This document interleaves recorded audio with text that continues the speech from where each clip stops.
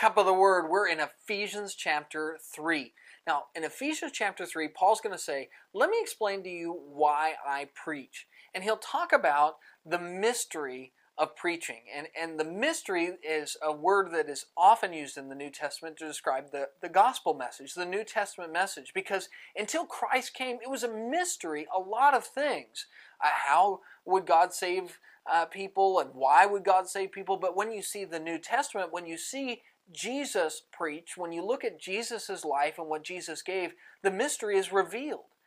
So that we can understand, those of us who are in the church, when we come to Christ and obey Him, when you're added to the church, you are able to now understand and comprehend the depths of God's love. You've entered into this group of people who now understand God loves us so much that He was willing to send His own Son. That was what Paul's preaching was all about, was so that everybody would understand that not just one nation was to be saved, Israel, but that God wanted all mankind to be saved. That God doesn't just care for the few, He cares for the many.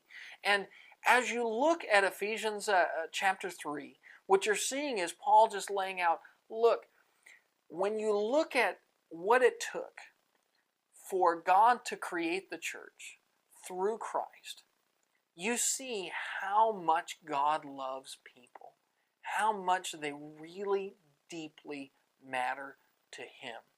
Ephesians chapter 3 is the story of God's love for mankind and how the church is the fulfillment of that. If you're a part of the church, you are fulfilling God's message of sharing with mankind how much He loves us all. That's Ephesians chapter 3, and that's your Daily Cup.